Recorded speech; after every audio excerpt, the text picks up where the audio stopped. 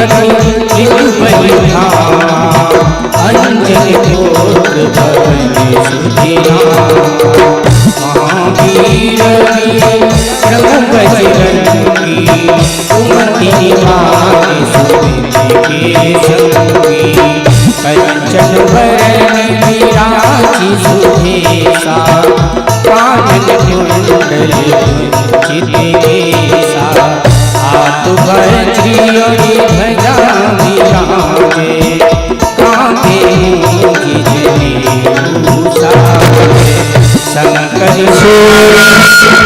श्री नंदन तेज प्रताप जगवंदन विद्यावान दुनिया चातुरी राम काज करिबे को प्रभु चरित्र सुनिबे को रसिया राम लखन सीता मनु बसिया सूक्ष्म रूप धरि सियहि दिखावा विकट रूप धरि लंक जरावा भीम रूप धरि असुर संहारे रामचंद्र जी के काज सवारे लाइ सजीवन लखन जियाए श्री रघुवीर हरष उर लाए रघुपति कीन्ही बहुत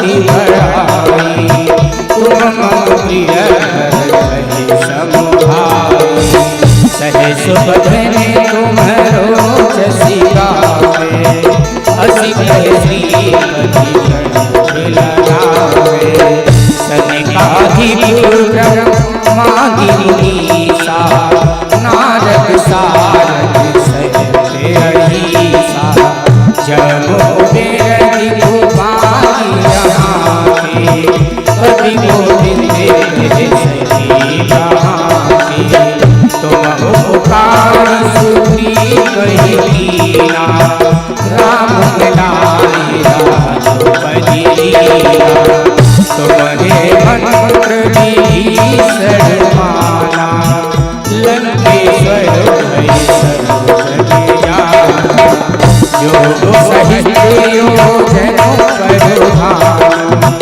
लील्यवतारी फल जाना रघुमोद्रिका विरह माही जलधि लागी गई रजनाही दुर्गम काज जगत के सुगम अनुग्रह राम दुआरे तुम रघुआरे होत दया सारे सब सुख लय है तुम्हारी शरणा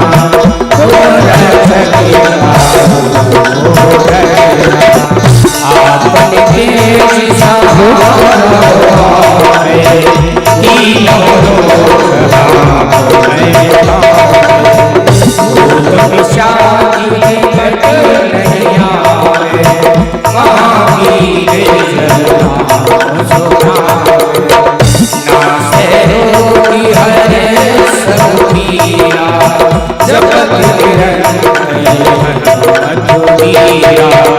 संकट ते हनुमान छुड़ावे मम भ्रम बचे जान जोड़ावे सब परिणाम तपस्वी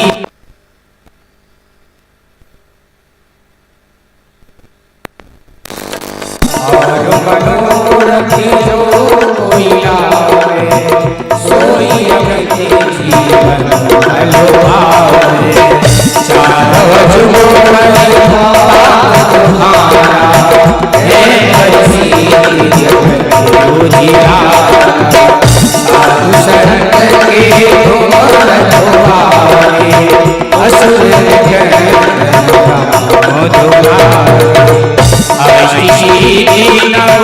निधि के दाता असुर दीन जानकी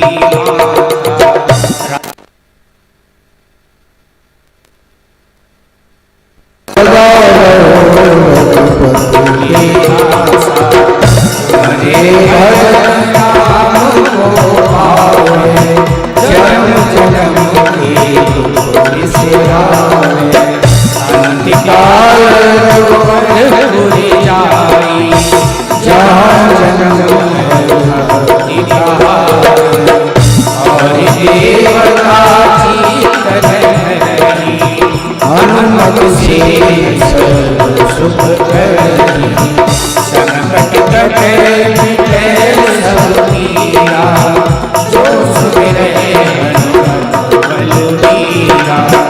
जय जय जय हनुमान गोसाई, कृपा करो गुरुदेव की नाई। जो सतबार पाठ करे कोई, झूले हनुमान सुख होई। जो यह पढ़े हनुमान चालीसा, होई सीधी साधी सदा हरि चेरा, लीजो नाथ हृदय पवन तनय संकट हरन, मंगल मूरत रूप। राम लखन सीता सहित, हृदय बसो सुख। मेरे प्रभु राम जय जय राम, सियापति राम जय जय राम।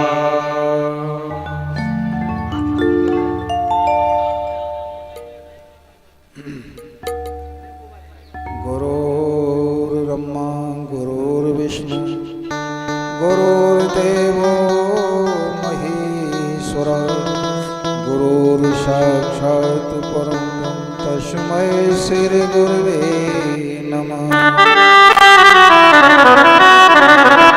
अखण्डमण्डलाकारं व्याप्तं येन चराचरं, तत्पदं दर्शितं येन तस्मै श्री गुरुवे नमः।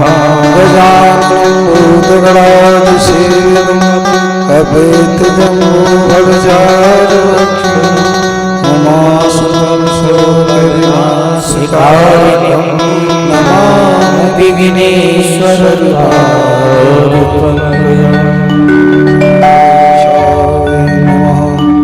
श्री सरस्वती नमः, श्री हनुमते नमः, श्री आचार्य श्री सुखदेव सप्तऋषि।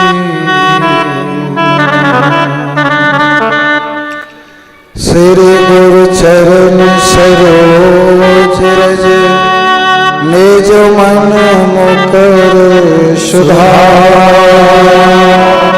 वरुणो रघुवर विमल यश, जो दायक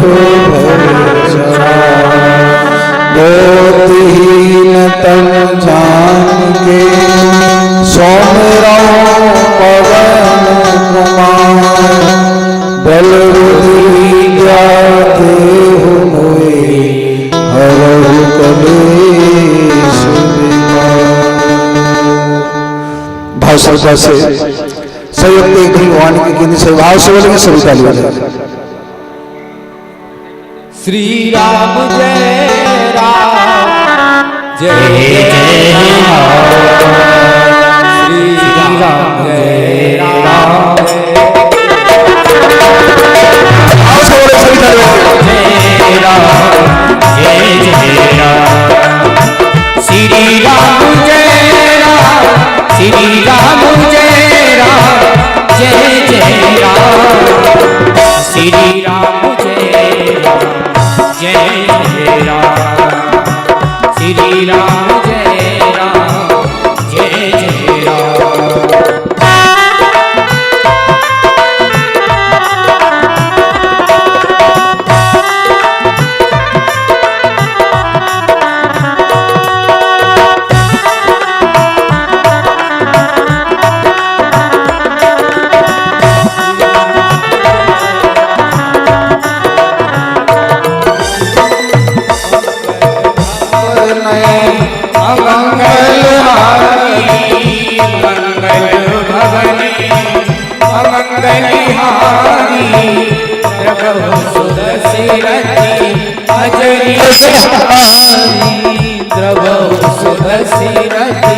हजरी बिहारी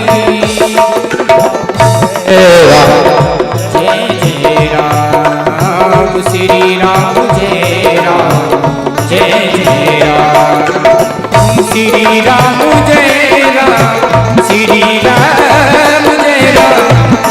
जय राम श्री राम जय राम जय जय राम। सभी ताली भाव से भगवान का 12वां नाम सभी भाव से। जय राम जय जय राम।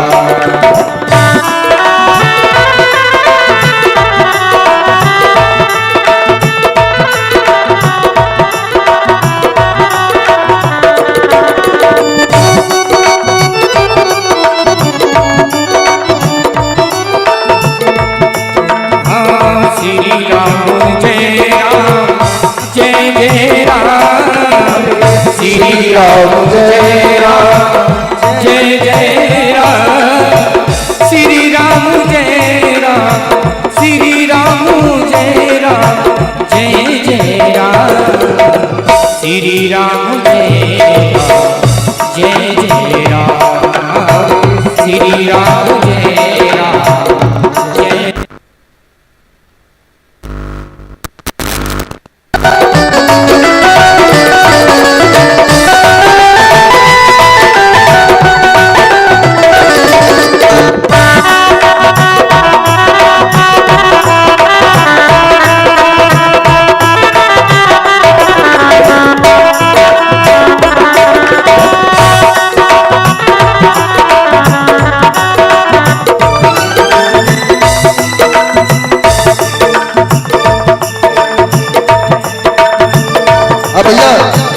श्री राम जय राम जय जय राम श्री राम जय राम जय जय राम श्री राम जय राम श्री राम जय राम जय जय राम श्री राम जय राम जय जय राम।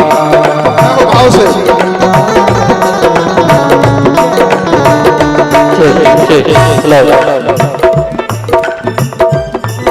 गुसाई जय जय जय हनुमान गुसाई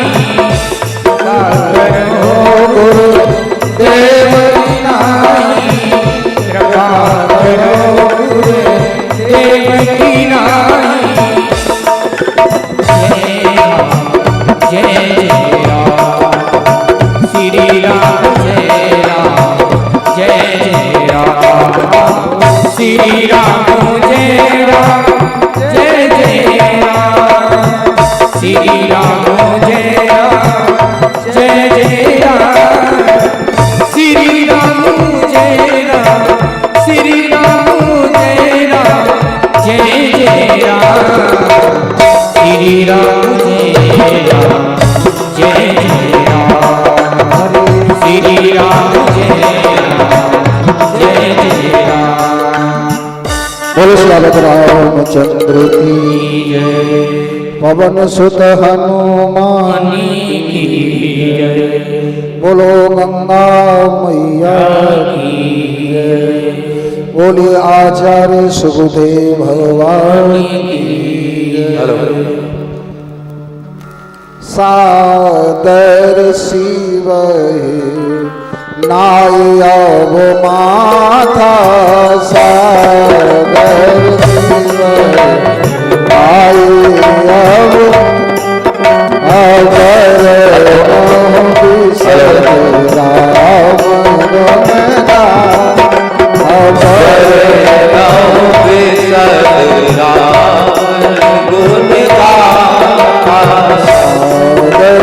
शिव नायब माता शिव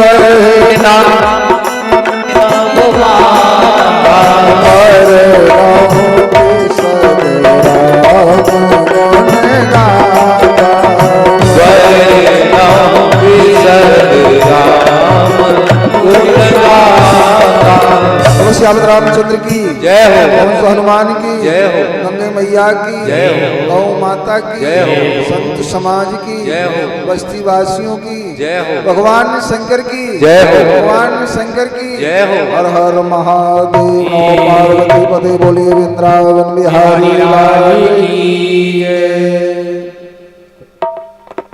अरे राधे राधे गोविंद गोविंद गोपाल राधे राधे राधे गोविंद गोपाल राधे राधे राधे गोविंद गोपाल राधे राधे गोविंद गोपाल राधे राधे राधे गोविंद गोपाल राधे राधे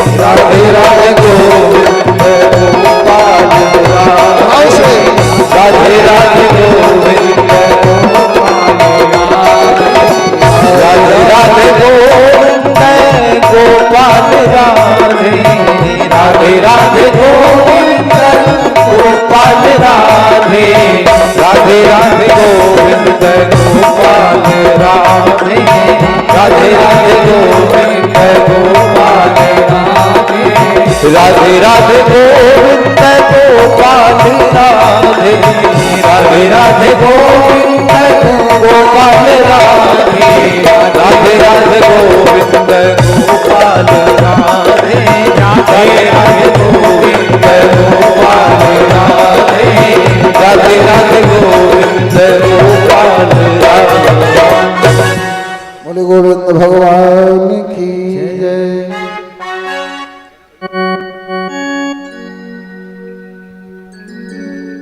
हम सबके परम सौभाग्य ये पावन बेला, आज इस घड़ी हम सब मिलकर के करुणा निधान भगवान श्री कृष्ण, भगवान श्री राम जी की पावन चरित्र का चिंतन, भगवान की दिव्य लीलाओं का मनन, उनके मंगलकारी नाम के गान का पुनीत अनुष्ठान श्री सुकृताल क्षेत्र, जहां आचार्य सुखदेव जी ने महाराज परीक्षित जी को कथा सुनाई। यह सिद्ध पीठ है, ये सिद्ध 88 ऋषियों का कथा सुनने से महाराज परीक्षित जी का कल्याण हुआ। गंगा का किनारा, आज वही बट वृक्ष,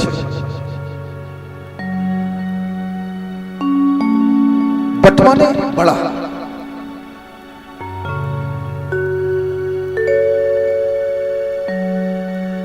क्योंकि मां सीता का बट वृक्ष को आशीर्वाद लगा हुआ, कथा आएगी बताएंगे कि उन्होंने सत्य गवाही दी बट वृक्ष ने। तो आज जितना बट वृक्ष बढ़ता है इतना कोई फलता फूलता वृक्ष नहीं होता है।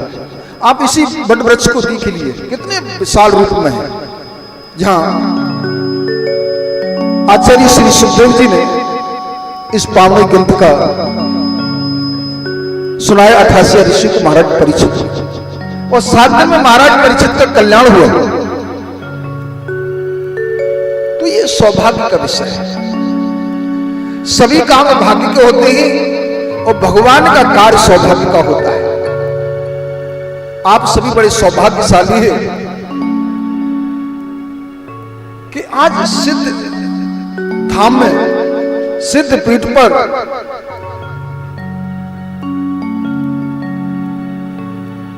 आज भगवान की अमृतमय कथा को पान कर रहे हैं।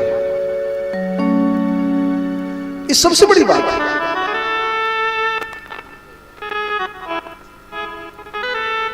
आप विचार करें, कलकाल में मनुष्य क्या नहीं कर सकता है। कलकाल में मनुष्य बड़ा से बड़ा पद प्राप्त कर सकता है, यश में, ज्ञान में हिमालय की ऊंचाई को भी छू सकता है, भूगर्भ के तत्व भी खोज सकता है, आकाश के तार भी गिन सकता है, धन में कुमेर के समान भी हो सकता है।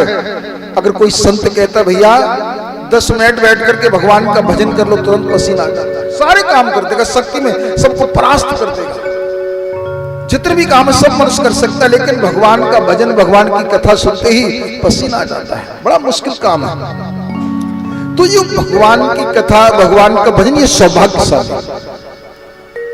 जब तक मेरे प्रभु की कृपा नहीं होती है, जब तक मेरे गोविंद की कृपा नहीं होती है, तब तक मनुष्य का मन भगवत्कार की तरफ जा नहीं सकता। भगवान ने आपको प्रेरणा दी, भगवान की कृपा हुई, मेरे गोविंद की कृपा हुई और आप सुकृताल आए कथा सुनने के लिए। ये गोविंद की कृपा है। और देखिए भगवान ने सब चीज सबको दे दी, लेकिन दो चीजें सौभाग्यशाली के लिए। गोस्वामी तुलसी महाराज ने लिखा है कि सुतदारा और लक्ष्मी पापी के घर हो, संत समागम हर कथा तुलसी दुर्लभ तो। पुत्र और लक्ष्मी तो पापी के मिल जाते कोई बड़ी बात नहीं है, लेकिन संतों का संग और भगवान की कथा ये सौभाग्यशाली को प्राप्त होती है। सौभाग्यशाली प्राप्त होती है जिसमें मेरे गोविंद की कृपा है। आप बड़े सौभाग्यशाली हैं। देखिए संत और भगवान की कथा ये सौभाग्य का विषय है। एक बार लक्ष्मण जी ने भगवान श्री राम जी से पूछा कि प्रभु मनुष्य आपको कैसे प्राप्त कर सकता है, मनुष्य आपको कैसे पहुंच सकता है? तो आज कहा कि जाते वेद द्रवों में भाई, सो मम भगत भगत सुखदाई। जिस नाम के द्वारा, जिस क्रिया के द्वारा, जिस विधान के द्वारा, जिस रचना के द्वारा मनुष्य मुझ तक आ जाए वही भक्ति है। मुझ तक आ जाए मनुष्य, जिसके द्वारा मुझे प्राप्त कर रही वो भक्ति है। क्यों? कि भगवान हमेशा भक्ति के द्वारा प्राप्त हो सकते हैं। बिना भक्ति के भगवान की प्राप्ति नहीं हो सकती। कहने लगे कोई बात नहीं, जिसके द्वारा तुम प्राप्त हो भक्ति हो गई, लेकिन हमारे अंदर भक्ति कैसे आए, भक्ति कैसे उत्पन्न हो सकती है? तो आज कहा भगवान श्री राम जी ने कि भगत तात अनुपम सुख मूला, और मिले जो संत होए अनुकूला। भगत तात अनुपम सुख मूला, और मिले जो संत हुए अनुकूला। भक्ति संतों की कृपा के द्वारा, गुरु की कृपा के द्वारा, बिन सत्संग ताऊ न पाए, संत कृपा कहा जिसके द्वारा तुम प्राप्त हो गए भक्ति संतों की कृपा के द्वारा। लेकिन संत दर्शन कैसे हो, संत कैसे मिले? पुंज पुंज में मिले न संता, सत संगत संसर्ग करता। जब जीवन में जन्मों जन्मांतर के एक साथ पुण्यत होते हैं तब कई संतों का दर्शन होता है। एक जन्म के जन्मों पुण्य पुंज में मिले नहीं संत, जन्मों जन्मांतर जब पुण्य होते हैं तब कई संत। देखिए बड़े महाराज जी कहते थे, वे पुरुष धन्य जो संतों से प्रेम करते हैं, वो वे सबसे बड़े धन्य के जिनकी कुंडी स्वयं संत आकर के खटखटाते हैं। संत बिटप सरता गिरधरनी, परहित हेतु सवन की ये कल्याण करने वाले होते हैं। अपना इसमें कोई स्वार्थ नहीं होता, वो संसार का कल्याण करते हैं। और देखिए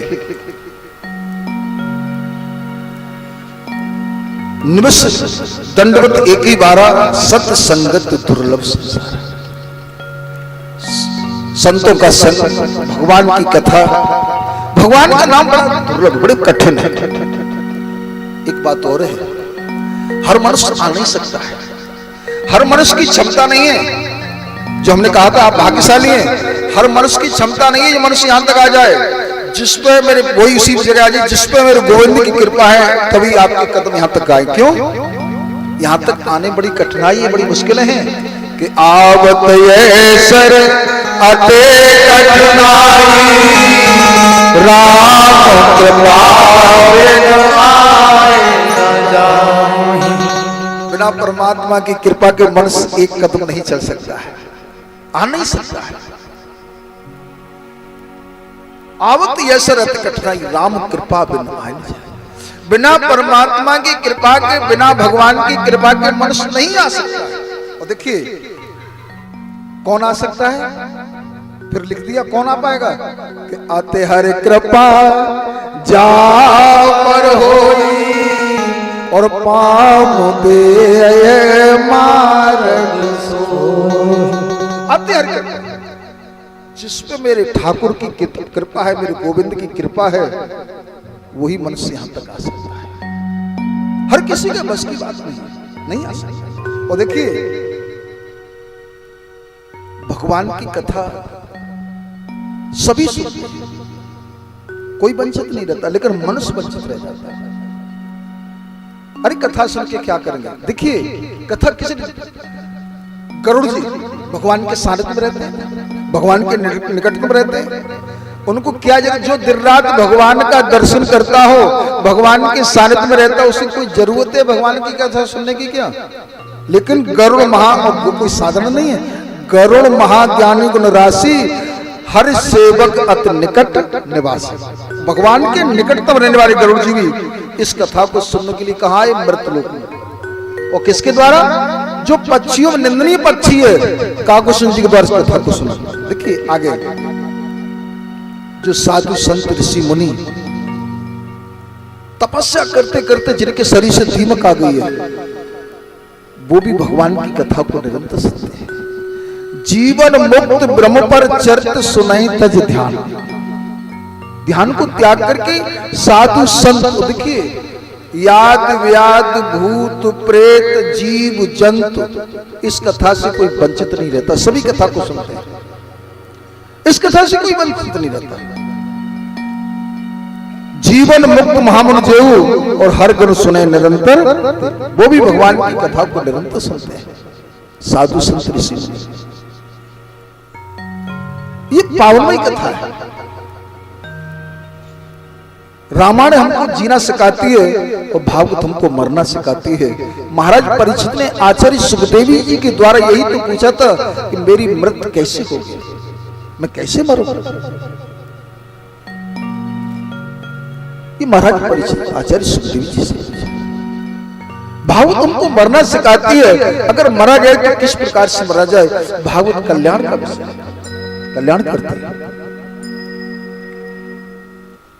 एक बार ये कथा कई जगह चलती है। आचार्य सुखदेव जी महाराज परीक्षित जी को कथा सुना रहे हैं, शंकर भगवान पार्वती जी को सुना रहे हैं, याज्ञवल्क्य जी भरद्वाज जी को सुना रहे हैं, ब्रह्मा जी नारद जी को सुना रहे हैं। ये कथा कई जगह चलती है और हम आपको सुना रहे हैं। सुकृता तीर्थ में उसी वृक्ष के नीचे बैठ करके आप कथा को सुन रहे हैं, जहां महाराज परीक्षित ने सब कुछ त्याग करके वो इस अमृतमयी कथा को पान किया। नैमिषारण्य क्षेत्र में 88 ऋषि एकत्रित हुए। आपस में हर चर्चा सत्संग चल रहा है उनका। 88 ऋषियों के बीच में महामती श्री सूत जी विराजमान हुए। सूत जी 88 ऋषियों को इस पावनी कथा को पान करा है। कहना प्रारंभ कर दिया कि अज्ञान धुंधा विषकोटि सूत्रवा सूताख्यम कथा सार मम करण रसायन भक्त ज्ञान वैराग्यवते विवेक वर्धते महा। आपका जो ज्ञान है, भक्त ज्ञान वैराग्यवते विवेक वर्धते। आपका जो ज्ञान है अज्ञान में अंधकार को दूर करने के लिए करोड़ सूर्य के समान है। भक्ति ज्ञान से जो प्राप्त होने वाला ज्ञान है उसकी वृद्धि कैसी होती है तथा वैष्णव माया से कैसे छूट पाते हैं? क्योंकि गौ गौचर जय लग मन जाई और ये सब माया, जहां तक हम देख सकते हैं सब माया है। जो माया सब जगह नचावा चाह से चरित्र लग काऊ न पाओ। इस माया का चरित्र किसी ने नहीं पाया। महाराज कल काल में जीव आशीष राव का बन गया है, नाना प्रकार के कलेशों से कैसे मुक्त हो सकता है? काम क्रोध लोभ मोह इन पर कैसे विजय प्राप्त की जा सकती है? महाराज नाना प्रकार से कलकाल में पापाचार दुराचार हो रहे हैं, इनसे कैसे बचा जाए, कैसे कल्याण हो? ये सारी बात आज 88 ऋषि आचार्य सूत जी से पूछते हैं। तो आज कहना प्रारंभ कर दिया। कहा मैं तुमको एक कथा सुनाता हूं जो योगीराज श्री सुखदेव जी ने अपना शिष्य जानकर की कथा एकांत में सुनाई थी, वो मैं कथा आपको सुना रहा हूं। कहा संतों, विशालपुरी स्थान पर 4 संत सत्संग करने के लिए बद्र का आश्रम, जिसको विशालपुरी भी कहते हैं, बद्र का आश्रम भी कहते हैं, जहां पर सनक, सनंदन, सनातन और सनंद कुमार ये चारों संत हमेशा भगवान की चर्चा, एक कथा कहता है 3 कथा को सुनते हैं, फिर एक कहता है फिर 3 सुनते हैं, निरंतर कथा चलती रहती है।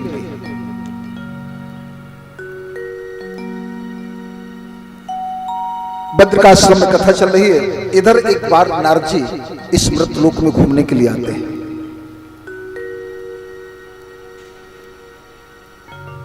नारद जी मृत लोक में घूमने के लिए आते हैं और आज नारद जी मृत लोक में घूमते घामते जहां भी जाते हैं पापाचार दुराचार, साधु संत देखने में बड़े सुंदर दिखाई देते हैं, लेकिन छल कपट मनुष्य के अंदर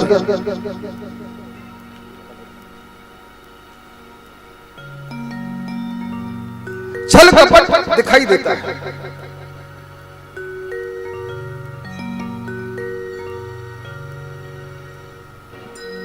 मेरे भक्त में नारद जी प्रयाग, काशी, गोदावरी, हरिद्वार, सेतुबंद आदि तीर्थों में घूमे, लेकिन नारद जी को कोई शांति नहीं मिली, अशांति, चारों तरफ अशांति छाई हुई। कलयुग का इतना प्रभाव छा गया है, न मनुष्य के पास जप है, न तप है, न कोई नियम है, न कोई संयम, न कोई साधन है।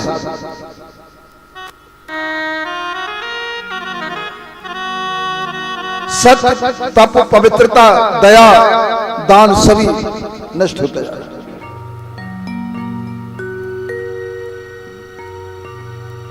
ये देखते हुए घूमते घामते जैसे वृंदावन में यमुना मैया के किनारे पर आए, उन्होंने क्या देखा? 2 पुरुष अचेतन अवस्था में लेटे हैं, नाना प्रकार से स्त्रियां उनकी सेवा में लगी हुई हैं। नारद जी और स्त्रियां रुदन कर रही हैं, तो नारद जी उनके पास पहुंचे और पूछना प्रारंभ कर दिया, बाले आप क्यों रो रही, क्या बात है? ऐसा कौन सा दुख सता रहा है तुम्हें जिस कारण से आप रो रही हैं? आज कहा कि मेरा नाम भक्ति है, ये ज्ञान और वैराग्य के मेरे पुत्र हैं, जो सेवा में लगी, गंगा, यमुना, सरस्वती आदि लगी हुई है सेवा में। महाराज सभी तीर्थों में घूमते, प्रयाग, काशी, गोदावरी, हरिद्वार, सभी तीर्थों में घूमते हुए जैसी वृंदावन में यमुना मैया के किनारे पर आए। नियम तो ये था कि पहले मां बूढ़ी होती, उसके बाद बेटा, लेकिन यहां विपरीत हो गया कि मां जवान और बेटों पर बुढ़ापा आ गया।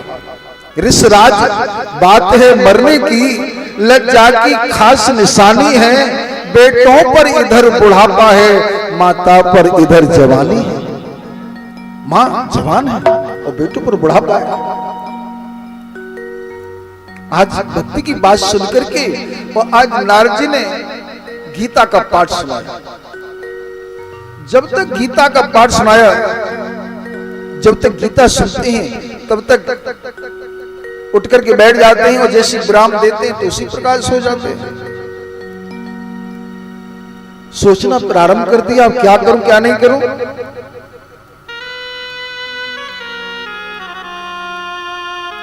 आज आकाशवाणी हुई कि नारद जी ऐसे कोई सत्कर्म करो जिससे ज्ञान और वैराग्य को जवान अवस्था प्राप्त हो जाए, जवान हो जाए।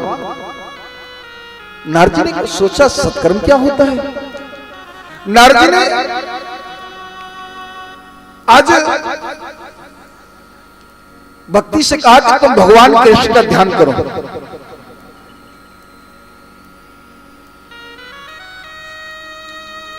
और जब भगवान का ध्यान करोगे वही कल्याण करने वाले हैं। आज इस प्रकार से भक्ति भगवान का ध्यान करती है। नारद जी वहां से चलते, जो भी भजन पूजा पाठ करते हुए मिलता है सबसे पूछते हैं एक बात बताओ, सत्कर्म क्या होता है? जिसके पास जाते हैं वही मना कर देता है, जिसके पास जाते वही मना कर देता है। नारद जी से संत नहीं जानते तो फिर मैं क्या जानूं? आज नारद जी का चेहरा मलिन हो गया, नारद जी का चेहरा सूख गया, अब क्या किया जाए? नारद जी घूमते घामते सभी तीर्थों में आज भद्र का आश्रम पहुंचते हैं।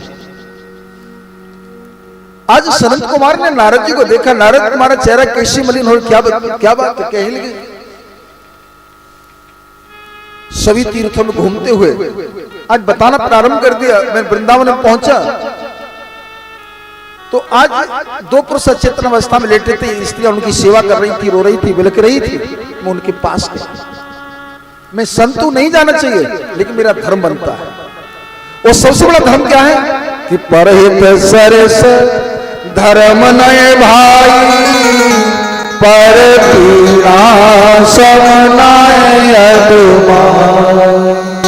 परहित सरस धर्म नहीं, सबसे बड़ा धर्म का परहित। भला किसी का कर न सको तो बुरा किसी का मत करना। हम किसी का भला नहीं कर सकते हैं तो बुरा करने का अधिकार हमको नहीं। हम किसी का एक लोटा जल नहीं पिला सकते तो दूसरे का जल पीने का अधिकार हमको क्या है? जो हमको बुरा लगता है वो दूसरे के साथ न करें, बस कल्याण ही कल्याण है।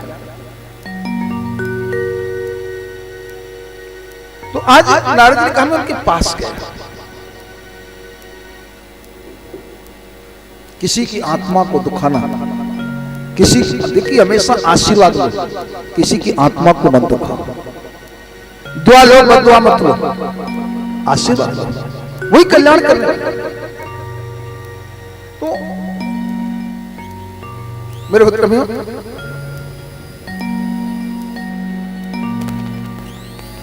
आज मैंने उनको गीता का पाठ सुनाया। जब तक पाठ सुनाया तब तक उठ करके बैठते थे, जैसी विराम देता था उसी प्रकाश हो जाते थे। तो कहा कि ऐसा करो, आकाशवाणी हुई कि तुम सत्कर्म करो। मैंने साधु संत ऋषि मुनि सबसे पूछा लेकिन किसी ने बता करके नहीं दिया कि सत्कर्म क्या होता है। इसी मेरा चेहरा सूख रहा मलिन, बस इतनी सी बात, इतनी सी कम है क्या? अगर ज्ञान और वैराग्य को जवान अवस्था दिलानी है तो श्रीमद् भागवत की कथा सुनाओ। उनकी एक बात बताओ, गीता का पाठ सुनाने में कुछ नहीं हुआ तो भाऊजी सुनाने से क्या होगा?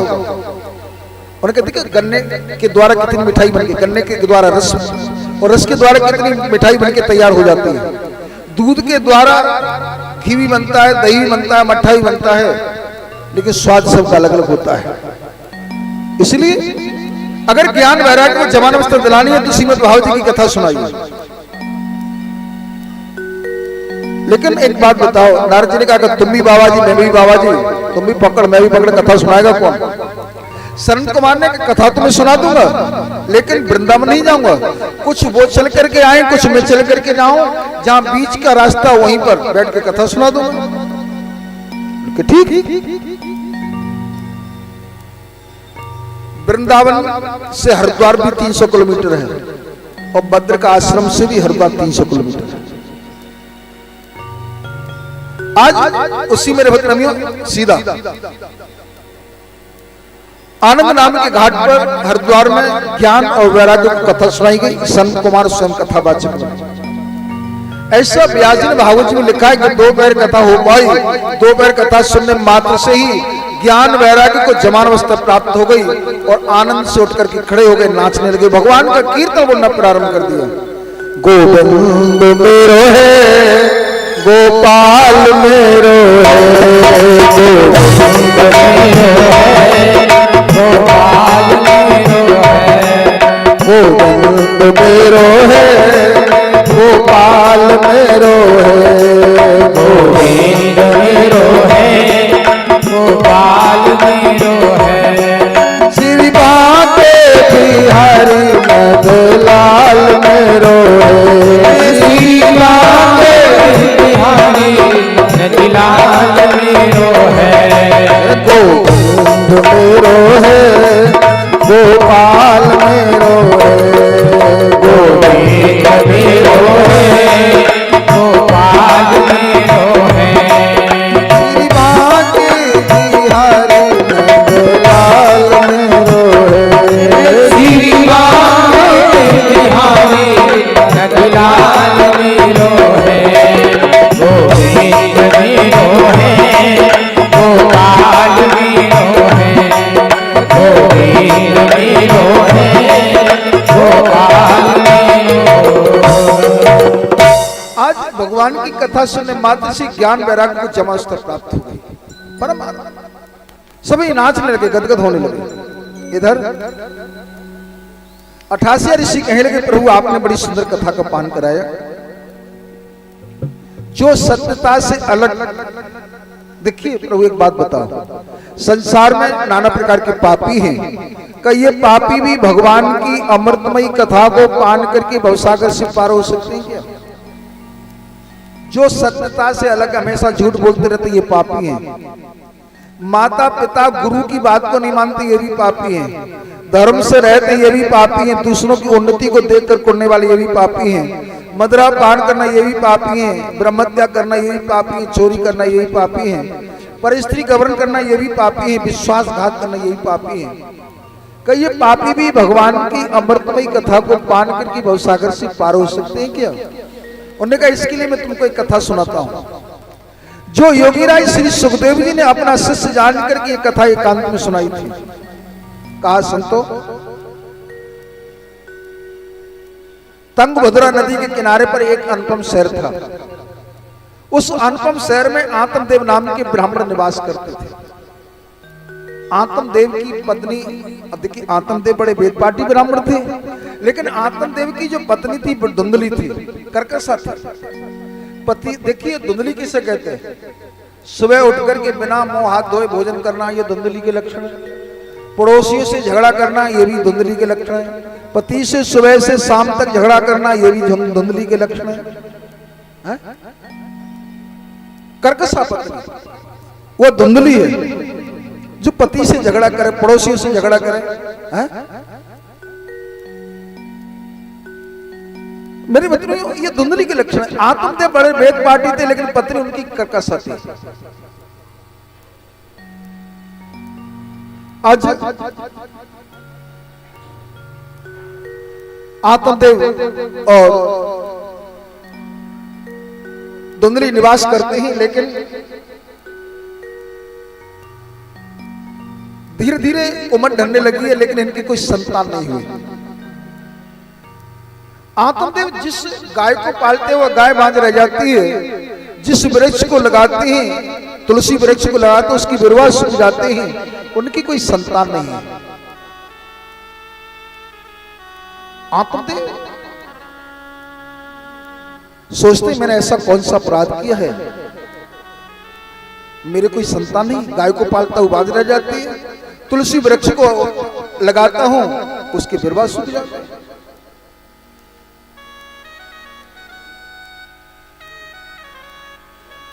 आज मन में सोचते हैं कि अभी संसार में जीवित रह के करना ही क्या है।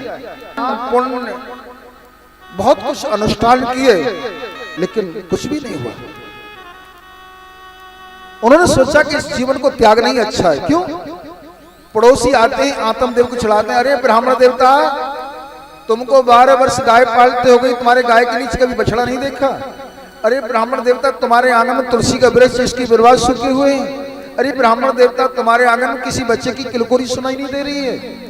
ऐसे आकर के चलाते हैं, और ऐसे पड़ोसियों से परमात्मा बचाए। आज ब्राह्मण देवता चलते, और किसी ने बड़े सुंदर शब्द लिखे हैं कि ससुबिन सुनी रैन ज्ञान में हृदय सुनो। ससुबिन सुनी रैन ज्ञान में हृदय सुनो, गज सुनो बिन दंत नीर बिन सरवर सुनो, ब्राह्मण सुनो बिन वेद पात बिन तरवर सुनो, और पत बिन सुनी मांग पुत्र बिन घर है सुनो। बिना पुत्र के घर सुना दिखाई देता है।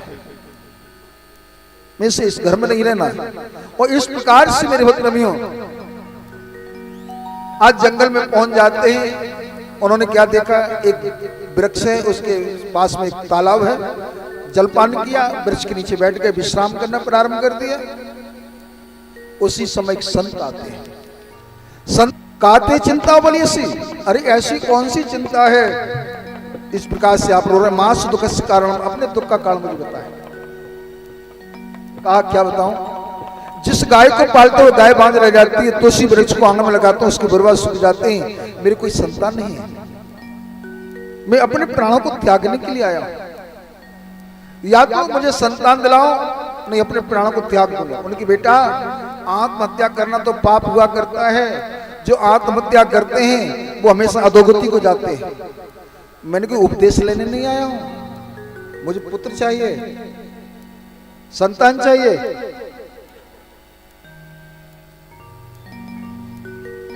आज इस प्रकार से कहना प्रारंभ कर दिया।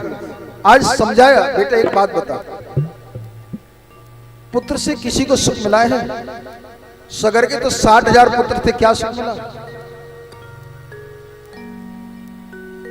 राम के समान सुत जग में भयो कौन, दुखई में दशरथ को प्राण तजने पड़े। राम के समान में कोई पुत्र हुआ है, लेकिन महाराज दशरथ के पुत्र शोक में प्राण चले गए। पायो वसुदेव की सुत श्याम जैसो, फिर तो कष्ट जेलन के सहने पड़े। वसुदेव और देवकी के श्याम सुंदर जैसे पुत्र होते हुए भी कष्ट किसके सहन करने पड़े? जेलों के। धृतराष्ट्र के 100 पुत्र थे, अंत में कौन काम आया? पुत्र इतना ही तो करता, मुखार अग्नि करता है, दाह संस्कार करता है, अग्नि संस्कार करता है, इतना ही करता है ना। इसके लिए तुम इतने परेशान हो? भगवान का भजन छोड़ करके और इस माया के चक्कर में पड़े हुए, मोह में पड़े हुए हो कि मेरे पास धन है, मेरे पास ये है वो है, लेकिन पुत्र की कमी है। कि जोर जोर माया धरी और अंत न आवे काम, बंदे अब तुम छोड़ सब तो जपो हरि का। सब कुछ त्याग करके परमात्मा का चिंतन मन करो, भगवान का भजन करो। कहना प्रारंभ कर दिया क्या? अरे पाके मानस का तन कर ले हर का भजन चेत प्राणी, काए खोता प्रथा जिंदगानी। पाके मानस का तन कर ले हर का भजन चेत,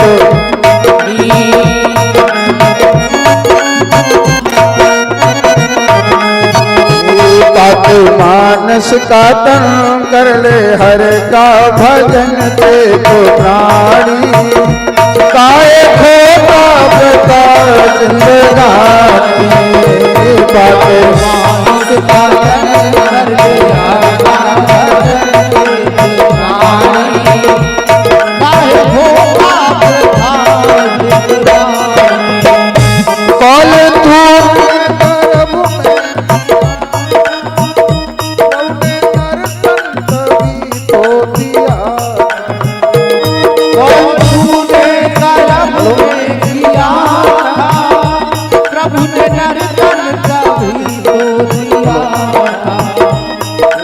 अपना भजन अब तू होता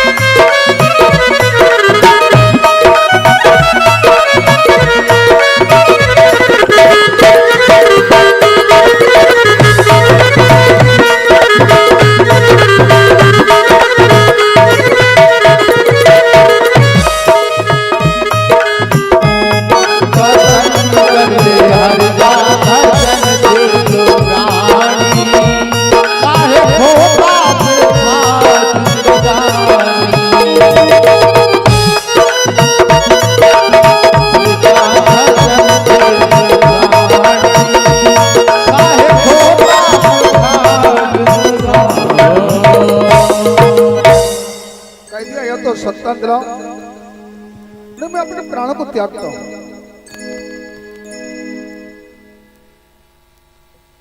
संत हृदय नवनीत समाना और पे कहा न जाना। संत का हृदय का वर्णन कौन कर सकता है?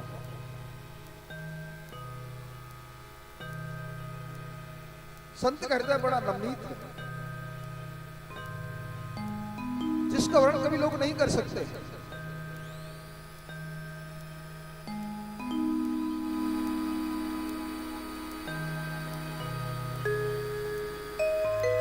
आगे संत को दया की, उन्होंने अपनी झोली से एक फल निकाल करके दे दिया और कहा जाओ अपनी पत्नी को खिला देना, एक संतान की प्राप्ति हो जाएगी। आज ब्राह्मण देवता फल को लेकर के आते हैं, अपनी पत्नी धुंधली को फल दिया और कहा लो इस फल को खा लो, वो इस फल को खा लेना। और जैसे ब्राह्मण देवता ने लाकर के फल दिया, कहा इस फल को खा लेना, और ब्राह्मण देवता चले जाते हैं। आज धुंधली सोचने लगी नाना मैं इस फल को नहीं पाऊंगी, 9 महीने तक कौन कष्ट सहन करेगा, पृथ्वी की पीड़ा कौन सहन करेगा।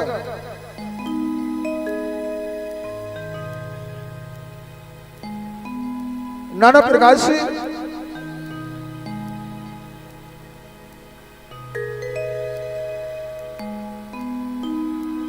आज सोचती है और उसने फल को नहीं पाया।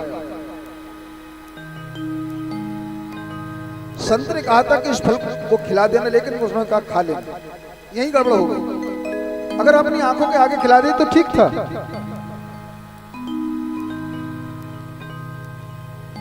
और जैसे ही उसकी बहन आती है और बहन को सारा हाल सुनाया, बहन ने ये फल ला करके दे दिया है, मैं इस फल को पाना नहीं चाहता।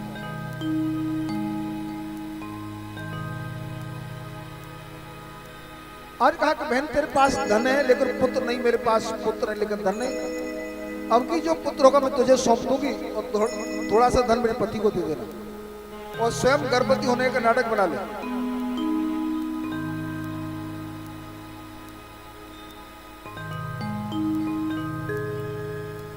और जैसे कहा स्वयं गर्भवती होने का नाटक बना ले और वो ये फल गाय को खिला दे, इसके फल की जांच हो जाएगी।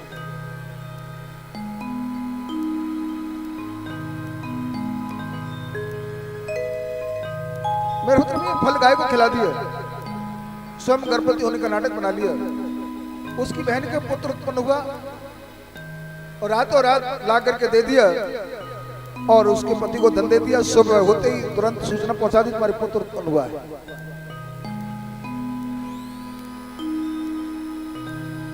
पुत्र जन्म समय आज वीरभद्र में बड़ी प्रसन्नता होती है। आज नाना प्रकार से आत्मदेव बड़े प्रसन्न होते हैं, दान कर रहे हैं, खुशियां मना रहे हैं। जैसे महाराज दशरथ राम के जन्म के समय खुशियां मनाई, उसी प्रकार से आत्मदेव आज पुत्र के जन्म के समय खुशियां मना रहे हैं।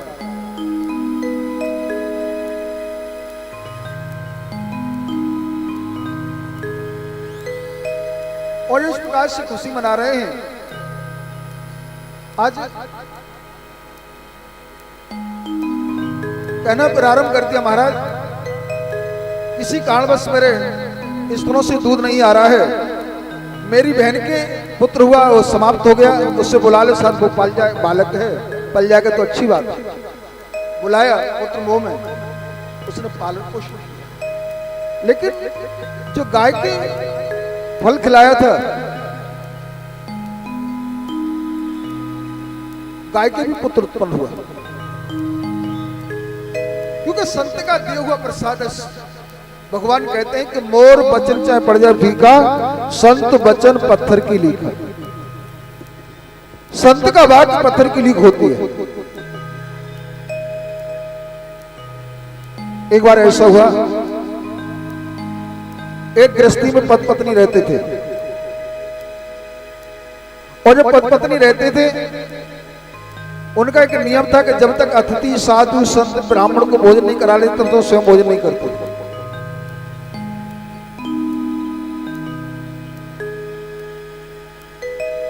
एक दिन नारद जी निकलते हुए जा रहे थे और आज बुलाया कि हमारे घर भोजन का पर नारद जी को लेकर के आते हैं, आसन बिछा दिया, नारद जी को बैठाल दिया, पत्नी ने भोजन बनाना प्रारंभ कर दिया, भोजन बनाओ संत आए। जब पत्नी भोजन बना रही है तो नेत्रों से आंसू चल रहे हैं।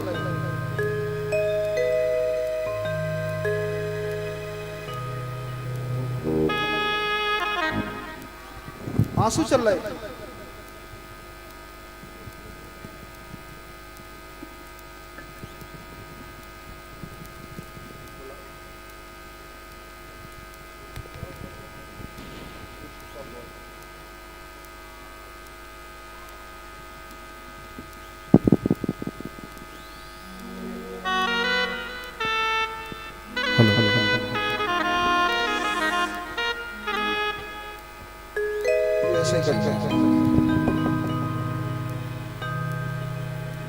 आज इस प्रकार से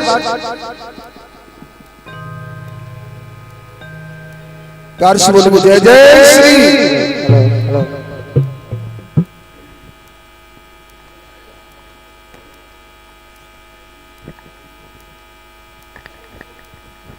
सूची बन करते 88 ऋषि। जब पत्नी भोजन बना रही थी उसके नेत्रों से आंसू आ रहे थे। नारद जी ने पूछा, भैया तेरी पत्नी क्यों रो रही, क्या बात है? उनका ये गृहस्थ जीवन है, कभी इसमें हंसना है कभी रोना है, ये तो चलता रहता है। गृहस्थी जीवन इसलिए गृहस्थी के चारों तरफ मिश्रित हुए। अरे आप कह रहे संत, आपको क्या लेना, आप भोजन करें।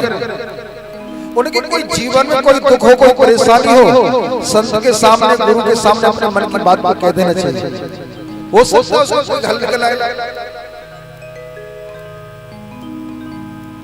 उसको कोई हल निकल आए।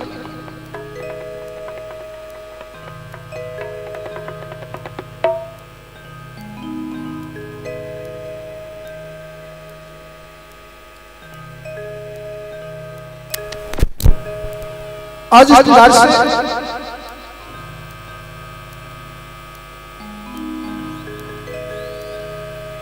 मेरे उधर भी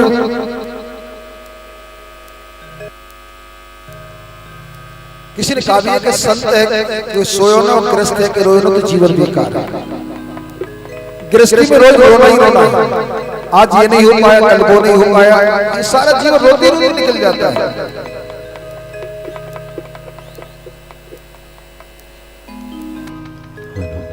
अब नारद जी ने कहा कि भोजन के बाद करूंगा, तेरे लिए संतान ला करके दूंगा। नारद जी वहां से चलती है और आकर के ब्रह्मा जी के पास पहुंची कि फलाने गांव का फलाना व्यक्ति इतना धर्मात्मा, उनको तुमने एक संतान नहीं दी। ब्रह्मा जी ने कह दिया उसके 7 जन्म तक कोई संतान है ही नहीं, और जिसकी का 7 जन्म तक कोई संतान नहीं कि हाँ। नारद जी वहां से चले आए। भगवान विष्णु के पास पहुंचे। भगवान विष्णु से कहा कि प्रभु आप ही एक संतान प्रदान करा दो। बड़ा धर्मात्मा व्यक्ति है, साधु संतों की सेवा करने वाला है, उसके एक पुत्र दिला दो। भगवान विष्णु ने मना कर दिया। जब सबने मना कर दिया तो नारद वहां नहीं गए। एक दिन एक गली से संत निकलते हुए जा रहे हैं, आवाज लगा रहे हैं, 1 रोटी 1 पुत्र, 2 रोटी 2 पुत्र, 3 रोटी 3 पुत्र, 4 रोटी 4 पुत्र, आवाज लगाते हुए जा रहे हैं। जैसे आवाज लगाते हुए जा रहे हैं तो उसी गृहस्थी के घर के सामने से निकले। उन्होंने कहा, महाराज ये तो बात की बात, आप भोजन कीजिए। संत ने भोजन किया और 4 रोटी खाई साथ, और संत के आशीर्वाद से 4 पुत्र उत्पन्न हुए। बड़े हुए, विवाह संस्कार हुआ, नाती बेटा तो लंबा चौड़ा परिवार हो गया। एक दिन नारद जी फिर घूमते हुए जा रहे हैं। नारद जी ने जैसे निवाड़ देखी, भैया तेरे घर में कैसी निवाड़ है?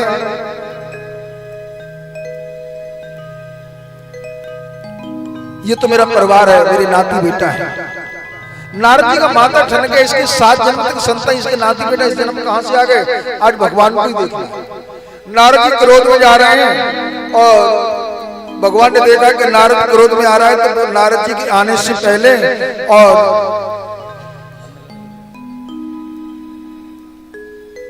मेरे उतर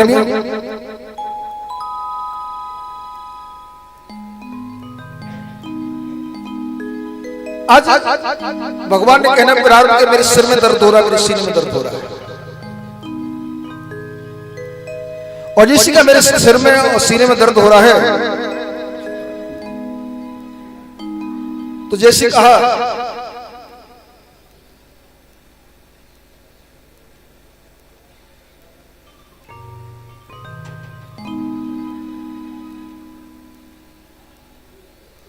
नारद जी ने कहा कौन सी औषधि ला करके दूं? उन्होंने कहा किसी भक्त का कलेजा ला करके मेरे सिर पे और सीने पे मल दिया जाए तो दर्द ठीक हो सकता है।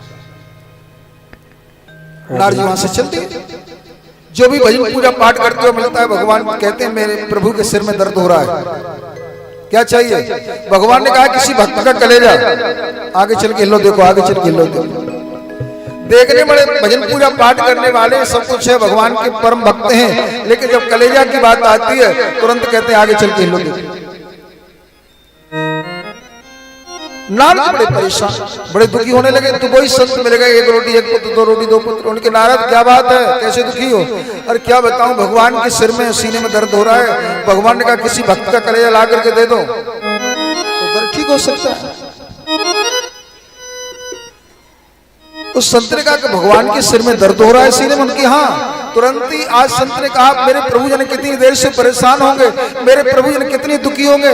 तुरंत चिमटा लगाया और कलेजा निकाल करके दे दिया, जाओ प्रभु के जल्दी से जल्दी जाकर के मरना। आज नारद जी लेकर के आते हैं, सिर पर जैसे सिर पे और सीने पर जैसे मला, ये तो प्रभु की लीला थी। दर्द ठीक हो गया, और दर्द ठीक होने के बाद नारद जी ने अपनी बात कहना प्रारंभ कर दिया। प्रभु एक बात बताओ, तुमने कहा था कि उसकी तो कई जन्म तक संतान नहीं है, उसी के जन्म इसी जन्म उसके 4-4 पुत्र हो गए, कहां से हो गए? मैंने जीवन में एक मांग की, तुमने मेरी बात को नहीं टाल दिया। भगवान कहने लगे तुम नहीं जानते हो, जो मेरे परम भक्त होते हैं उनकी बात को मैं कभी टालता नहीं। भगवान ने कहा जो मेरे परम भक्त हो उनकी बात को मैं कभी टालता नहीं हूँ। नारद जी ने कहा हम किसी भक्त से कम है क्या? सुबह से शाम तक आपके नाम का जाप करते हैं, सुबह से शाम तक नारायण नारायण शब्द बोलते हैं, हम किसी से कम है क्या? उनकी अगर भगवान के भक्त होते, मैंने तो यही तो कहा था किसी भक्त का, अगर तुम भक्त होते तो कलेजा तो तुम्हारे भी था, जो दूसरों का ढूंढते फिरे, जो दूसरों का टटोलते फिरे। तो भगवान कहते हैं कि मोर वचन चाहे पड़ जाए भीगा और संत वचन पत्थर की जय जय श्री साधु। तो कहने का तात्पर्य मेरे उत्तरमियों, संत का बात, गाय के भी एक पुत्र उत्पन्न हुआ, महाराज के यहाँ 2-2 पुत्र उत्पन्न हुए, और आज जो खुशियां परमानंद पुरीमन राजा कहा बुलाए बजावो बाजा, ऐसी खुशियां परमानंद। आज महाराज दान दे रहे हैं, नाम का संस्कार होता है, जन्मोत्सव मनाने के बाद नाम के संस्कार की बात आती है। तो जो गाय के द्वारा पुत्र का नाम गौकर रखा गया, और जो धुंधली के द्वारा पुत्र उसका नाम धुंधकारी। आत्मदेव चाहते थे ये कि मैं अपने बेटे का नाम परमात्मदेव रखूंगा, मेरा नाम आत्मदेव है, बेटे का नाम परमात्मदेव रखूं। लेकिन धुंधली का नहीं, जन्म मैंने दिया है, पालन पोषण मैं करूंगी, तुम अपने नाम के सारे कैसे रखोगे? मेरा नाम धुंधली है, मैं अपने बेटे का नाम धुंधकारी रखूंगा। भैया जैसी तेरी मर्जी। आज धुंधली ने अपने बेटे का नाम धुंधकारी रख लिया, जैसा नाम वैसा ही उसके अंदर गुण। जब बड़े होते हैं आत्मदेव तो विद्या धन करने के लिए आते हैं, धुंधकारी बचपन से ही पापाचार दुराचार करना प्रारंभ कर दिया। मेरे उत्तरमियों, मदरा पान करना, चोरी करना, ये सारे लक्षण उसमें आते जा रहे हैं। छोटे बच्चों को ले जाता है, उस कभी कुएं में डाल देता है, कभी नदी में बहा देता है, ऐसे उसकी करता है। धीरे धीरे जितना भी घर में धन था, माँ से कहता माँ मुझे धन चाहिए, माँ ने कहा कि बेटा तू अकेले सब तेरा ही ले जा। आज वो जुए में हार गया। आज आत्मदेव सोचते हैं संत ने मुझे बहुत समझाया, संत की बात को मैंने नहीं माना। कहा एक मेरा सुंदर सा घर था, शराब के टुकड़े, मेरे मांस के टुकड़े, शराब की बोतल मेरे आंगन में डरी हुई है। कहा सुंदर से घर को नरक का अड्डा बना दिया, नरक का अड्डा बना दिया। और देखिए नरक का अड्डा तो हम ही तो बनाते हैं। आपने देखा है माताएं अपने बच्चे को दूध नहीं पिलाती हैं। कोई बात आ जाए निकलिया मैदान में, अगर तूने अपनी माँ का दूध पिया है तो माँ का दूध पिया ही नहीं, बोतल का ही तो दूध पिया है? बोतल जैसी तो ताकत होगी। बचपन में दूध की बोतल, जवानी में शराब की बोतल और बुढ़ापे में ग्लूकोज की बोतल। सारा जीवन बोतलों में ही चला गया, सारा जीवन बोतलों में चला गया। तो कहने का तात्पर्य आज इस प्रकार से मां को पकड़ लिया, मां से का मुझे धन चाहिए। आत्मदेव रोते हैं, मैंने संत की बात को नहीं माना। गौकर जी ने आकर के समझाया कोई किसी का नहीं है, ये संसार के नाते हैं। सब कुछ त्याग करके परमात्मा का भजन करो, संसार के चक्कर में क्यों पड़े हो? आज पुत्र की बात मान करके जंगल में चले जाते हैं, तपस्या करते करते अपने शरीर को पूर्ण कर दिया। इधर मां की पकड़ लिया, मां मुझे धन चाहिए, मां की पिटाई की। मां ने कहा मेरे पास कुछ भी नहीं है, जो भी था सब ले गए। लोग लज्जा के कारण धुंधली कुएं में गिरकर अपने शरीर को पूर्ण करती है। अकेला धुंधकारी रह गया, 4 वो मेरे उतर में और वैश्याओं को ले आया। 5 वैश्याओं के साथ धुंधकारी रहना प्रारंभ करता है। सत्य, ईश्वर, रूप, रसगंध और 5 विषय 5 वैश्या। एक एक विषय के अधीन होकर हिरण, पतंगा, मछली, हाथी एक एक विषय के अधीन होकर अपने प्राणों को त्याग देता है। मनुष्य के अंदर तो ये 5 विषय केवल भगवान का भजन बचा सकता, कोई नहीं बचा सकता। आज उन्होंने कहा कि हमारे लिए धन लाकर को चोरी करके बहुत सा धन ले ला करके दे दिया। वैश्या ने सोचा इसने धन लाकर हमको दे दिया, अगर ये पकड़ा गया तो इसको तो फांसी होनी है, इसके साथ साथ हमको भी फांसी लगेगी।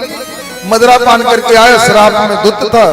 वैश्या ने 4 पैसे कस लिया, उसको मारा पीटा, लेकिन प्राण नहीं निकलते। अग्नि के अंगारे इसके मुखार में डाले। क्यों? इसने अपने माँ से भी कहा कि तूने धन नहीं दिया तो अग्नि के अंगारे डालूंगा। माँ से कहा था, लेकिन इसके मुखार में अग्नि के अंगारे डाले गए तो इसके प्राण निकले। दुष्ट, दुराचारी, पापाचारियों के प्राण सहज नहीं निकलते। नाना प्रकार की वेदनाएं होती हैं, नाना प्रकार से कष्ट होते हैं, और भगवान के भक्तों के प्राण तो किसी बार के रोमे से निकल जाते हैं, उनको पता नहीं चलता। क्यों? कि चुटिया से लेकर के तलवार तक शरीर के अंदर 3.5 करोड़ छिद्र हैं। हर बार के रोमे से पसीना निकलता है। भगवान के भक्तों के प्राण किसी बार के रोमे से निकल जाते हैं, किसी बार के रोमे से निकल जाते हैं, उनको पता नहीं चलता।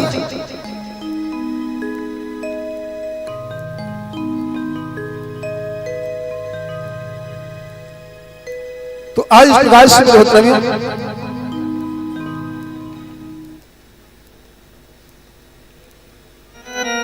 वैसे मार रही, प्राण नहीं निकल रहे हैं। जलती हुई अंगार उसके मुखार में डाले, प्राण निकल गए। आंगन में गड्ढा किया, दाह संस्कार किया, धन लेकर वहां से चले गए। धुंधकारी प्रेत बनकर के रहना प्रारंभ करता है। आज गरुड़ जी सब कुछ त्याग करके तीर्थों में भ्रमण कर रहे हैं। तो गुरु जी को पता चला कि मेरे भाई की मृत्यु हो चुकी है।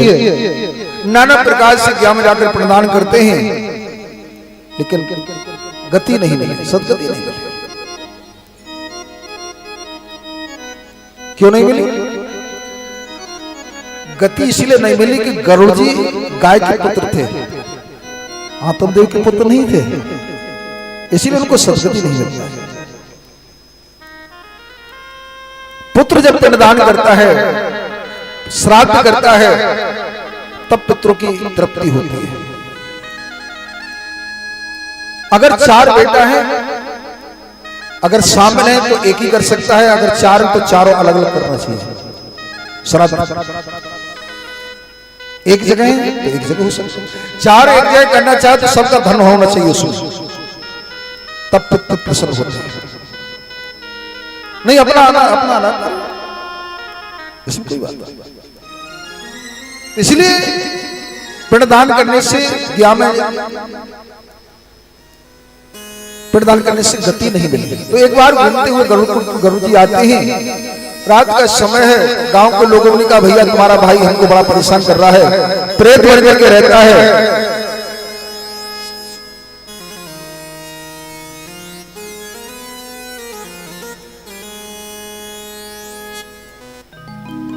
हमको परेशान। रात्रि विश्राम किया तो उनके सामने भी वही बात आई। उन्होंने अपने कमंड से जल लिया, चीखता चिल्लाता, लेकिन बोलने की सामर्थ्य नहीं ना उसमें। जल लिया, जल लेकर के मंत्रों से मंत्रित किया। जैसे इसके ऊपर हमारा बोलने की शक्ति आई, कहा मैं तुम्हारा भाई हो, अपने पापों का मुझे प्रेत होनी प्राप्त होगी। भैया इस योनि में मैं परेशान, मेरी मुक्ति होनी चाहिए। उन्होंने कहा गांव के लोगों से पूछो। गांव के बुजुर्गों से पूछा, किसी ने बता करके नहीं दिया। उन्होंने सूर्यनारायण की गति को रोका और सूर्यनारायण से कहा कि मेरे भाई को प्रेत नहीं प्राप्त होगी, प्रेत नहीं से कैसे छुटकारा मिलेगा। उन्होंने कहा अपने भाई को श्रीमद् भागवत जी की कथा सुनाओ।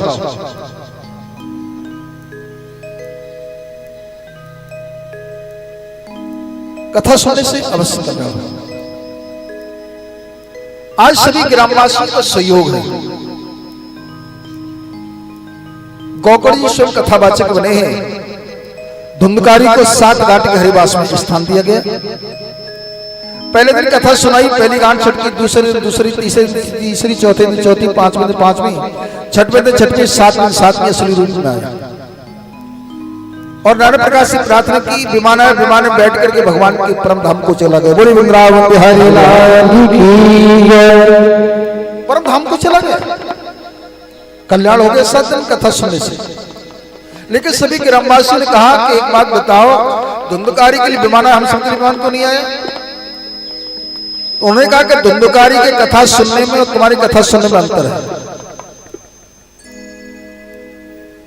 धुंधकारी ने जो कथा सुनी, एकाग्र भाव से कथा को सुना। आ रही हुई जल्दी से आरती हो, प्रसाद ले जाए। और लेकिन जब तक कथा में बैठो, हमें क्या काम, दुनिया से हमारा कृष्ण प्यारा है, हमें कुछ भगवान प्यारा है। तो कहने का तात्पर्य मेरे बच्चों, आज इस प्रकार से सभी ग्रामवासियों ने जब कहा, तो पुनः सभी ग्रामवासियों ने श्रावण के महीने में इस कथा को कराया। और श्रावण के महीने में कथा को कराकर सभी ग्रामवासियों को विमान आया और विमान में बैठकर भगवान के परम धाम को गए। बोले वृंदावन बिहारी लाल की जय। कल्याण हुआ 7 दिन कथा सुनने से। मेरे उत्तर में भगवान की कथा कल्याणकारी है। और देखिए, तीर्थ में कथा सुनने का करोड़ों दूना फल मिलता है, करोड़ों फल मिलता है, ऐसा बताया।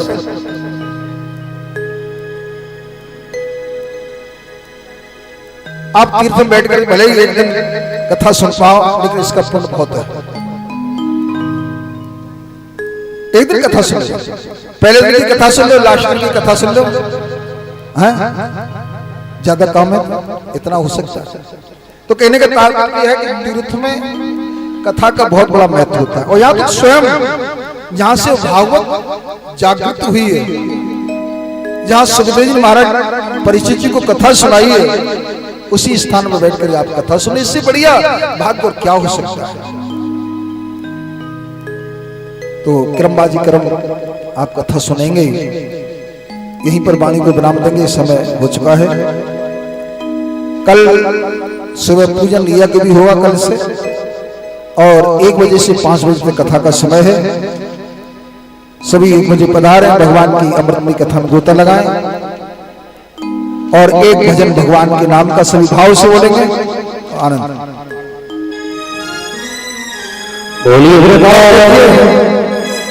यूट्यूब और लाइव कथा प्रसारण हो रही है। आप घर बैठ कर भी कथा को सुन सकते हैं। और यूट्यूब चैनल है श्री सुदत्त जी महाराज के नाम से, आप निकाल करके देख सकते हैं। और एक दिन भगवान के भजन की भाव से सभी गाते रहे। बोलिए वृंदावन बिहारी लाल की जय।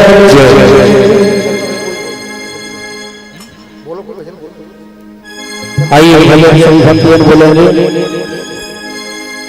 कि कान्हा मेरी सांसों पर और नाम पुना लिखा लेना, कान्हा मेरी सांसों पर नाम पुना लिखा लेना,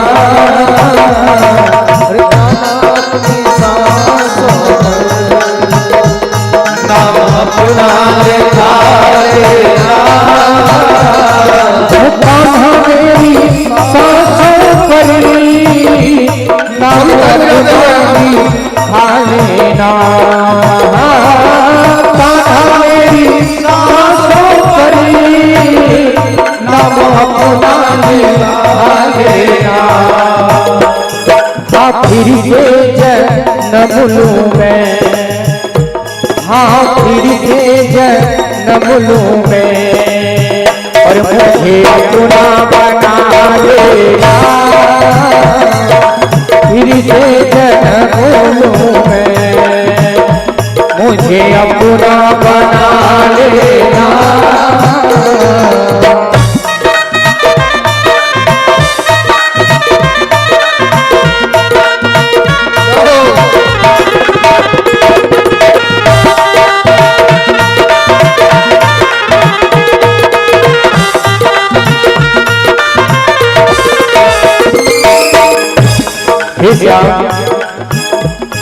और मेरी यही अर्जी है, और आगे तेरी मर्जी है।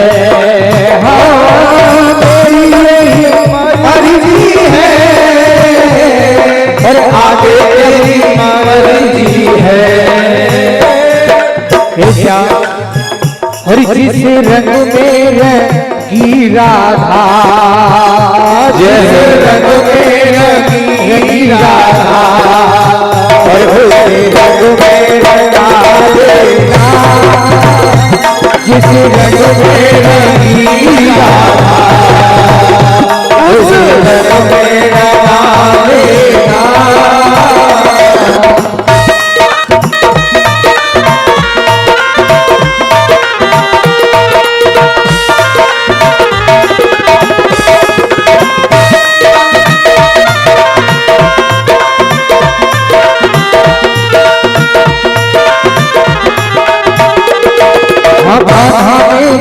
सांसों पर, हाँ कान्हा मेरी सांसों पर नाम अपना निकालेना। अरे कान्हा मेरी सांसों पर नाम अपना निकालेना।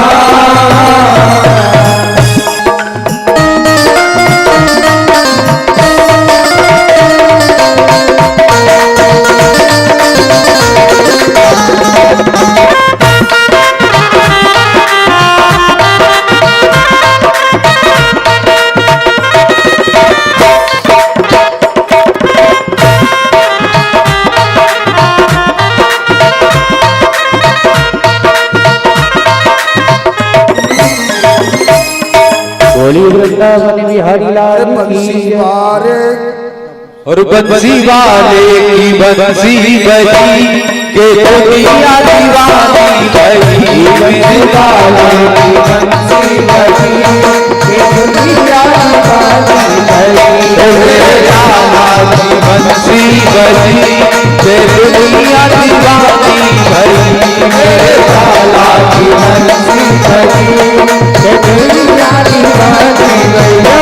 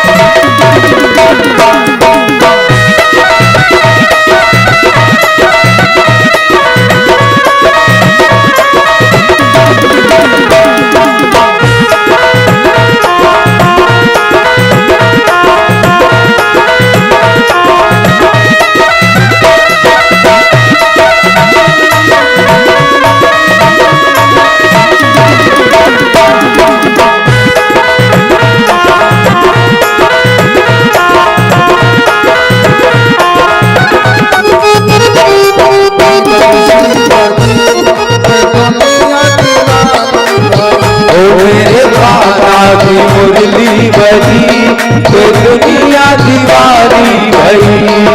ग्वाला भी नाचे बालन भी नाचे, ग्वाला भी नाचे बालन भी नाचे, ग्वाला भी नाचे बालन भी नाचे, ग्वाला भी नाचे बालन भी नाचे। नाच रही दुनिया दीवानी भई। अरे सतना माही नाच रही ये दुनिया दीवानी भई। मेरे कान्हा की मुरली बजी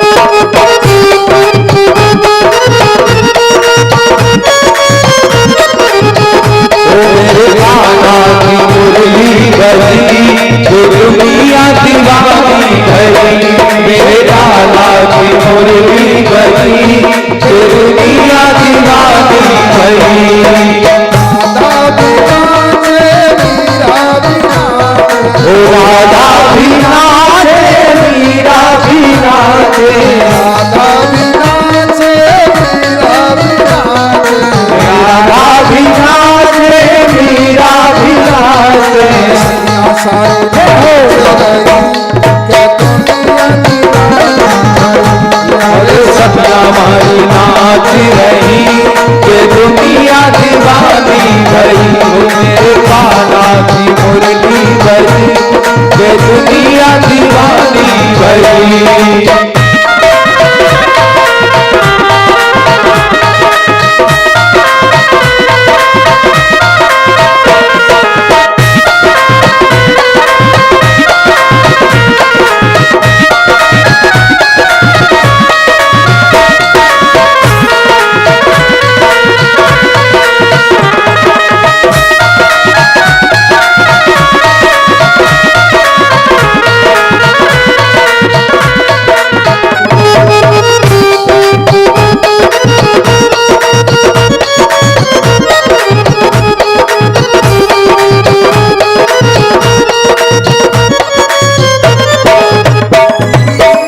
वृंदावन बिहारी लाल की जय। भगवान का भोग आ जाओ। हेलो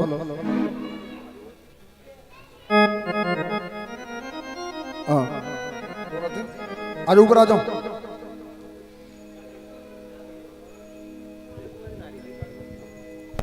हेलो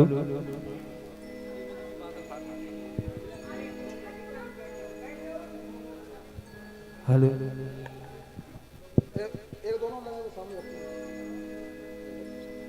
अरे प्रेम से भोग लगा, प्रेम से भोग लगाओ मेरे मोहन। रुच रुच भोग लगाओ मेरे मोहन। रुच रुच भोग लगाओ मेरे मोहन।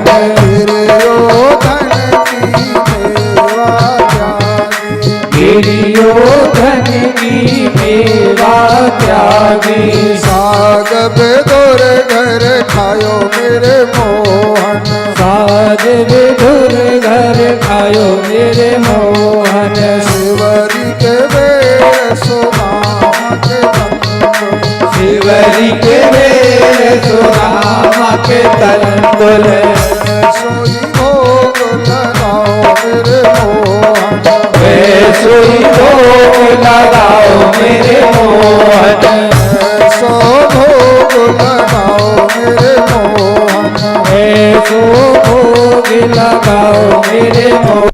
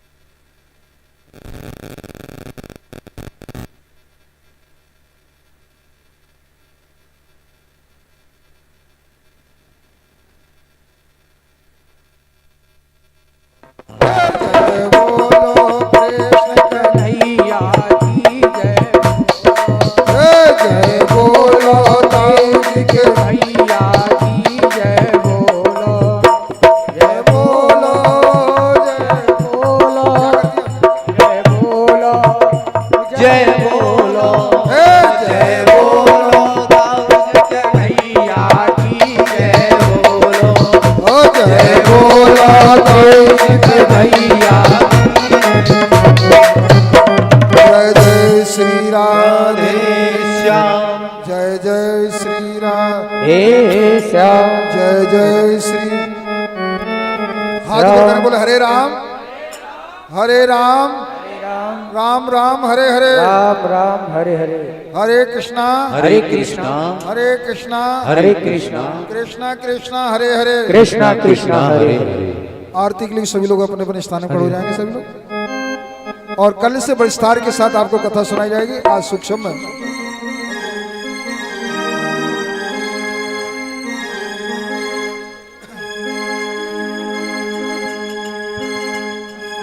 और श्री भागवत भगवान की है आरती पापियों को पाप से है तारती श्री भागवत भगवान की है आरती पापियों को पाप से है तारती है अमर ग्रंथ ये मोक्ष पंथ ये पंचम वेद निराला नव जोत जगाने वाला नव जोत जगाने वाला हरि नाम यही हर नाम यही हर नाम यही हर नाम यही जग के मंगल की आरती पापियों को पाप से है तारती श्री भागवत भगवान की है आरती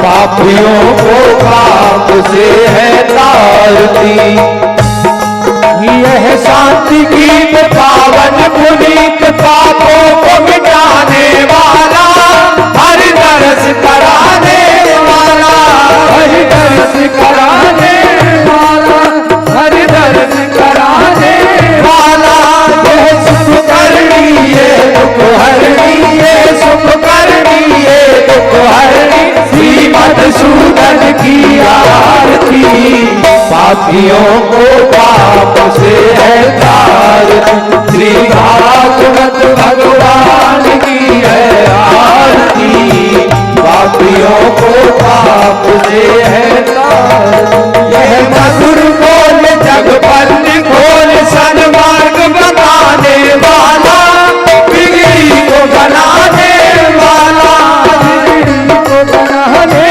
वाला बिगड़ी को बनाने वाला श्री राम यही घर श्याम यही श्री राम यही घन श्याम यही प्रभु की महिमा की आरती पापियों को पाप से है तारती श्री भागवत भगवान की है आरती पापियों को पाप से है तारती कर्पूर गौरम करुणावतारम संसारसारम भुजगेन्द्रहारम सदा वसन्तं हृदयारविन्दे भवं भवानी शतं नमामि तुमेव माता पिता तुमेव बन्धु दशा तुमेव वेद्या कविणं तुमेव सर्वं मम देव देवा हरे राम राम राम हरे हरे हरे कृष्णा कृष्णा कृष्णा हरे हरे हरे राम राम हरे हरे हरे कृष्णा कृष्णा कृष्णा श्री भागवत भगवान की है आरती पापियों को पाप से है तारती पापियों को पाप से है तारती बोलो भागवत भगवान की जय यावत रामचंद्र ओम द्यौ हो शांतिरंतर जगुम शांति पृथ्वी शांतिरावा शांति पवन सुत हनुमान की जय हो गंगे मैया की जय हो गौ माता की जय हो संत समाज की जय हो सुखदेव जी महाराज की जय हो व्यास जी महाराज की जय हो भगवत महापुराण की जय हो भगवान शंकर की जय हो भगवान शंकर की जय हो भगवान शंकर की जय हो हर हर महादेव नव पार्वती पदय। आराम से बोलो। ओम मंत्र पुष्पांजलि जिज्ञेन जिज्ञमय जंत देवास्तानि धर्माणि बदमान्य षण्णाते हनाकं वहिमानः सजन्त यत्र पूर्वे साध्याः सन्ति देवाः हरि ओम एकदन्ताय विद्महे वक्रतुण्डाय धीमहि तन्नो दन्ते प्रचोदयात् हरि ओम तत्पुरुषाय विद्महे महादेवाय धीमहि तन्नो रुद्रा प्रचोदयात् हरि ओम कात्यायनै च विद्महे कन्याकुमारी च धीमहि तन्नो दुर्गा दिव्यै प्रचोदयात् श्रीवन्दिकामकुलचम्पकपाटलब्जै पुण्यागजातगलवेदलसालपुष्पै बिल्वप्रभावतुलसीदलमञ्जरीति सम्पूजयामि जगदीश्वर मे प्रसीद। नानासुगन्धपुष्पाणि यदा कालो भवानि च पुष्पाञ्जलिर्मया दत्ता घ्राण परमेश्वर सुमन सुगंधित सुमन सह सुमन रहे स्वीकार पुष्पांजलि अर्पित करो देव करो स्वीकार मेरे ठाकुर करो स्वीकार। श्री महामंत्र पुष्पांजलिं समर्पयामि। बोलिए भागवत भगवान।